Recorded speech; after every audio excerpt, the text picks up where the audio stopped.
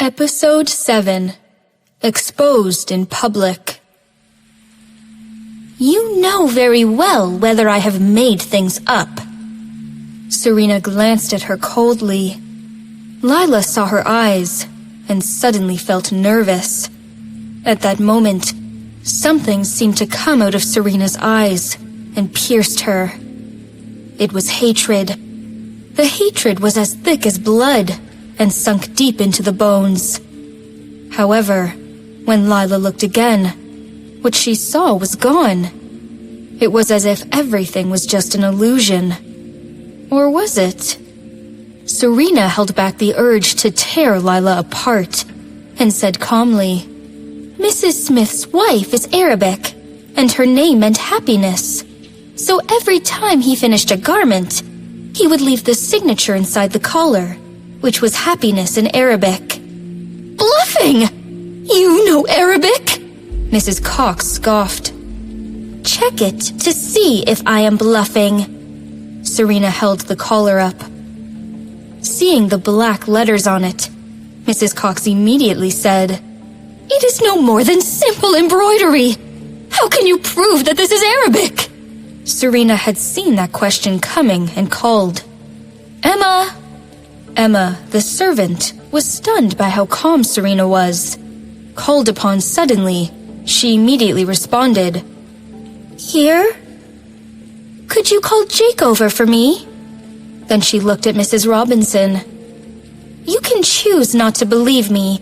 However, you must believe your son. He knows 8 languages, and maybe Arabic is one of them. Let him tell us whether it is Arabic or not." Mrs. Cox fretted and cried, "What do you mean? You think my Lila is lying?" Serena snorted. "I don't know whether she lied. However, this is definitely Mr. Smith's work." "Forget it, Mother," Lila said. "Serena, it was a trivial matter. Why do you have to be so aggressive? If you say it is, then let's just assume that." "No!" Serena's heart was trembling.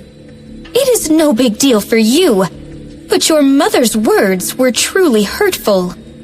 Lila did not say anything, throwing a blaming glance at her mother. Everyone heard what Mrs. Cox said, and it was over the line.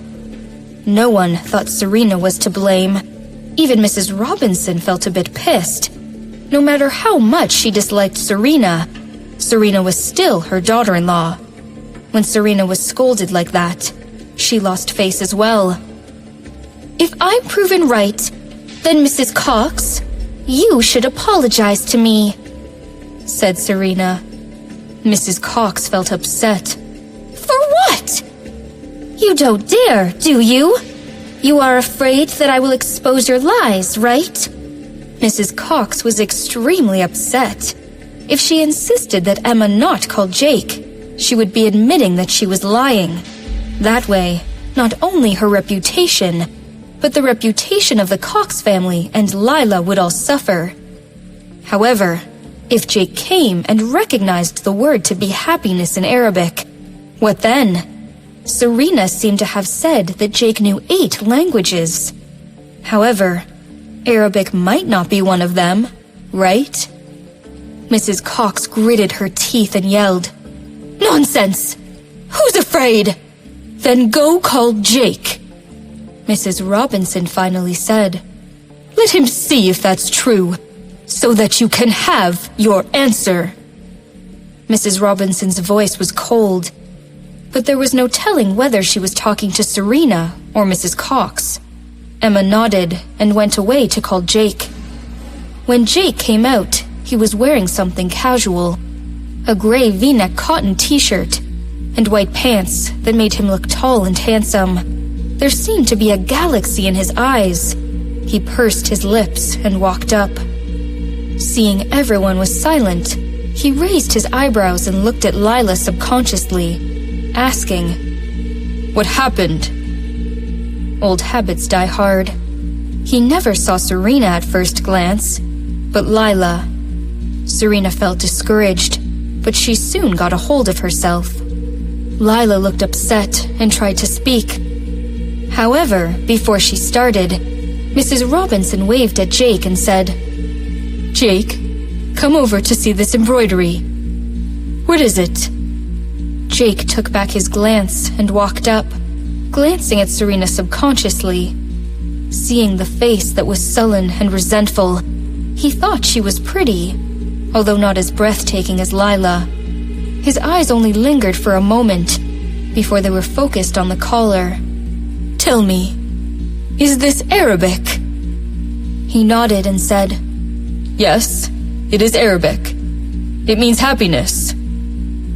As he said that, Serena suddenly wetted her eyes and melted down with emotions. Mrs. Cox, on the other hand, became pale. The ladies looked at each other, feeling sorry and compassionate about Serena. However, the look they threw at Mrs. Cox and Lila was much more complex. "What is it?" Jake still did not know what had happened. Seeing Serena was brought to tears, he slightly frowned. Serena noticed his gaze and looked up. All of a sudden, their eyes met. Jake's eyes were always cold and deep. She had never seen anyone's eyes could be that cold and calm. It was as if even if a giant mountain collapsed in front of him, he would not move. No matter what she did, he was always calm and mysterious. It was in those eyes that she drowned herself in her previous life, which was full of pain. However, she would not do that again. Never. She would not love him this time around. Avoiding his investigative look, Serena asked Mrs. Cox, "Mrs. Cox, do you think you should apologize?" Mrs. Cox did not look too happy, but Lila, who was standing behind her, walked up and said to Mrs. Cox, "I'm sorry, Mother. I lied to you." After she apologized, the ladies yelped incredulously.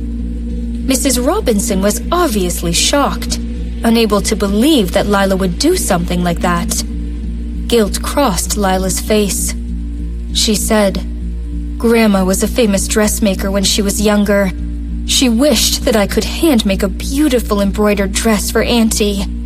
However, I spent so many years abroad that I had forgotten what my grandmother taught me. When I was at home, I was only pretending for grandmother's sake. I did not realize I would mislead you. Initially, I wanted to let it be and explain to you and Auntie afterwards. But Serena,